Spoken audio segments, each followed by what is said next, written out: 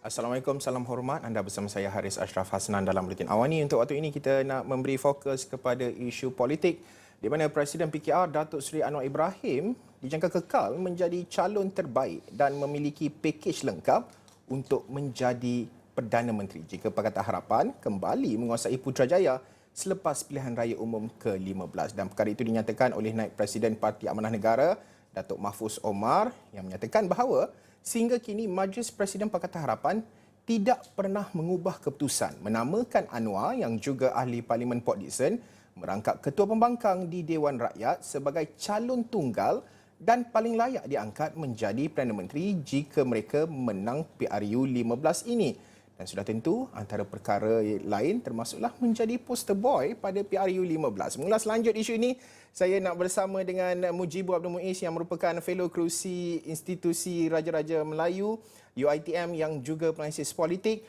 Mujibu, menuju ke PRU 15, kita straightforward kepada isu ini. Masih relevankah Datuk Seri Anwar Ibrahim kekal sebagai poster boy Pakatan Harapan pada PRU 15? Terima kasih Ashraf. Saya berpandangan begini, dalam konteks poster boy ini, sejauh mana ia memberikan impak kepada parti-parti yang bertanding dan sudah tentulah ia sering ditampilkan sebagai satu pakej yang lengkap di mana ini menggambarkan keseluruhan parti dan kebolehan tokoh itu akan dijual bagi memancing undi kepada parti di dalam pilihan raya. Jadi dalam konteks ini perspektif itu ada dua hala. Sama ada hala pertama itu daripada mereka yang mengundi dan juga sudah tentu perspektif yang kedua, hala yang kedua itu datang dari parti yang menawarkan. Jadi ini yang barangkali menjadi persoalan. Soal Anwar ini menjadi poster boy kepada PH, saya rasa adalah satu tindakan yang paling bijak dilakukan oleh PH, memandangkan Anwar menampilkan pakej yang lengkap dan Anwar juga adalah satu tokoh yang barangkali mampu untuk memegang dan juga menjadikan parti Pakatan Harapan ini bersatu dan mampu bekerjasama di antara empat parti yang berbeza ini, UPKO, DAP, Amanah dan PKR. Tetapi dalam konteks pengundi barangkali pengundi mengharapkan poster boy daripada Pakatan Harapan itu ditampilkan di dalam tokoh yang lebih dinamik, yang lebih progresif ya. Ramai yang mengatakan bahawa mungkin Rafizi yang barangkali sesuai untuk ditawarkan ini, memandangkan pada ketika ini beliau dilihat lebih sesuai dan segar dengan naratif yang dibawa oleh Pakatan Harapan sebagai sebuah alternatif kepada Barisan Nasional sebagai parti lawan di dalam pilihan raya. Jadi ini barangkali situasi yang boleh disaksikan. Tetapi secara umum kalau saya melihat ini, barangkali Anwar masih lagi taruhan terbaik PH, memandangkan kita masih lagi melihat generasi Datuk Seri Anwar ini di dalam parti lawan juga masih ada, terutamanya Zaid Hamidi dan sebagainya. Ini boleh diimbangi dengan Anwar kerana jelas Anwar itu memiliki pakej yang lengkap. Bukan saya sebagai faktor penyatu di dalam Pakatan Harapan, tetapi juga faktor-faktor lain ya. Jaringannya di dalam hubungan antarabangsa, connectionnya dengan institusi-institusi, popularitinya, keyakinan, pengalamannya sebagai anggota kerajaan ya, sebagai Menteri Kewangan, Timbalan Perdana Menteri, itu menjadi satu pakej yang melengkapi di dalam konteks Anwar Ibrahim sebagai poster boy untuk Pakatan Harapan. Saudara Mujibu, dari sudut sains politik dan juga kajian pilihan raya, sejauh mana karakter poster boy ini mampu untuk mempengaruhi pola pengundian?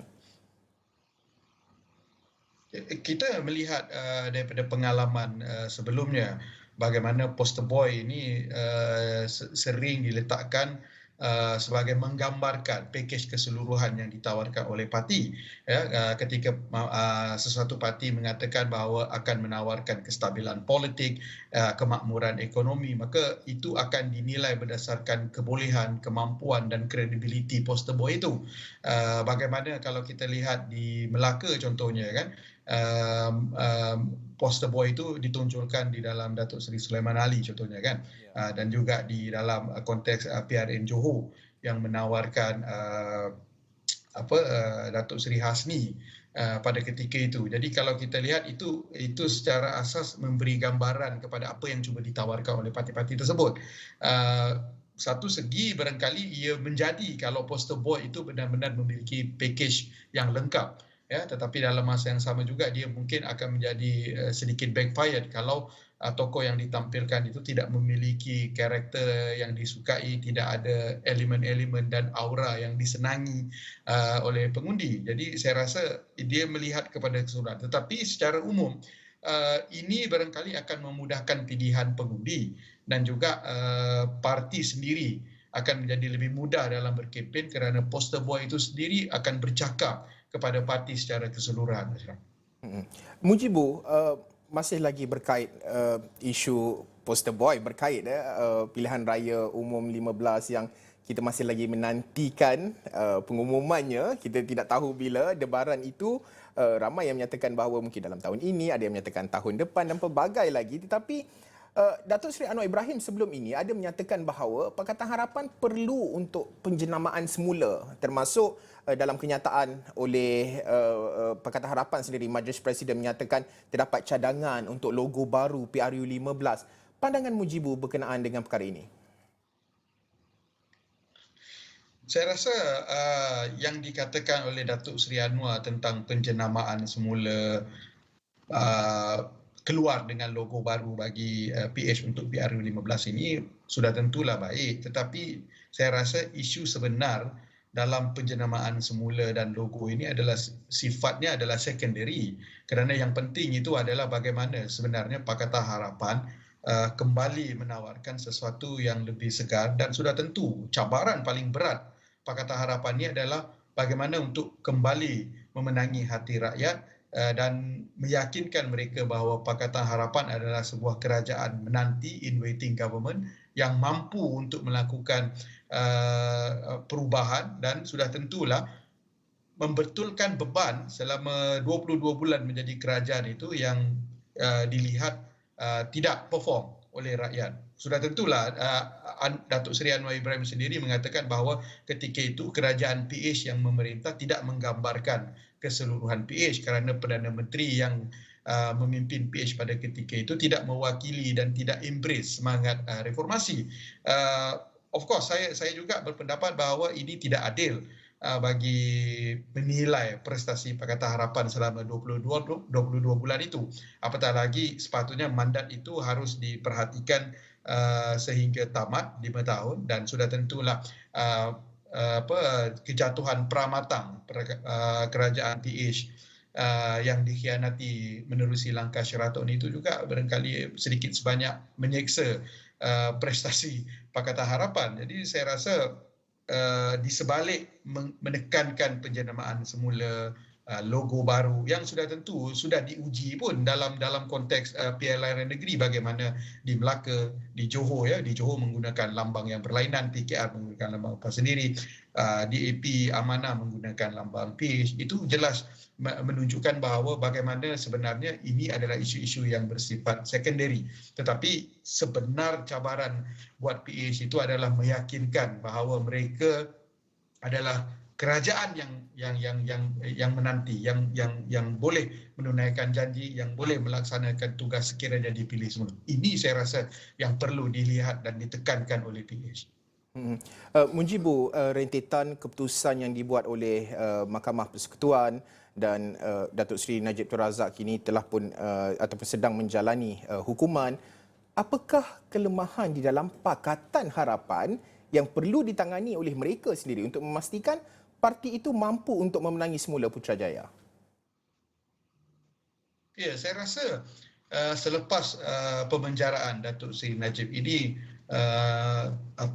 saingan politik itu barangkali kembali terbuka, dan sudah tentulah ini satu peluang yang boleh digunakan oleh PH untuk meningkatkan serangan dan lebih bersikap ofensif, kerana kita akan menjangkakan Barisan Nasional sudah tentu akan menjadi lebih defensif. Dan saya menjangkakan juga daripada daripada pemenjaraan Datuk Seri Najib ini, pilihan raya itu akan dipanjangkan kerana kita menjangkakan adanya internal konflik ataupun pergolakan dalaman di dalam UMNO disebabkan kita faham ada lagi tokoh-tokoh UMNO yang terkait dengan kes mahkamah yang sudah tentu akan cuba meningkatkan tekanan kepada Datuk Seri Ismail Sabri untuk membubarkan parlimen, dan dalam masa yang sama juga Datuk Ismail Sabri barangkali akan menggunakan isu ini untuk memanjangkan kerana jelas dalam keadaan semasa UMNO barangkali tidak memiliki peluang yang baik untuk menang di pilihan raya dalam situasi ini. Jadi saya rasa apa yang perlu dilakukan oleh Pakatan Harapan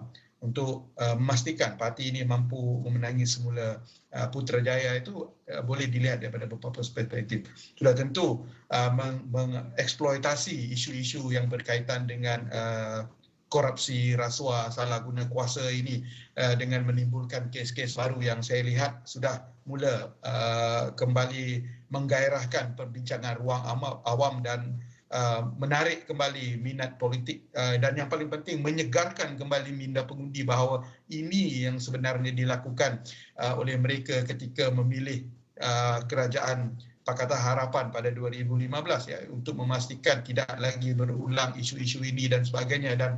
Dan kedua sudah tentulah seperti mana yang kita bincangkan tadi ya Ashraf, bagaimana PH itu mampu untuk kembali meyakini pengundi, bukan saja pengundi tegar mereka, pengundi atas pagar dan juga pengundi baru dan pengundi muda, bahawa mereka sebenarnya adalah kerajaan yang e-waiting. Kalau diberi peluang sekali lagi mesti boleh menunaikan janji dan sudah tentu akan membawa agenda reformasi, dan dalam masa yang sama juga ada pengalaman kebolehan untuk kembali membetulkan ekonomi Malaysia, memakmurkan situasi, mengharmonikan suasana ya, dan membetulkan apa juga yang tidak betul dalam tadbir urus negara. Ini saya rasa cabaran terbesar PH yang kalau dalam tempoh yang berbaki ya, kita tidak tahu pilihan raya itu mungkin esok, lusa, tulan. Tapi masa yang berbaki itu terlalu suntuk untuk PH melakukan pelbagai kerja. Tetapi sekurang-kurangnya dengan pemenjaraan Datuk Seri Najib ini, ia sudah mengimbangi padang permainan bagi kedua parti. Soalnya bagaimana kedua-dua parti ini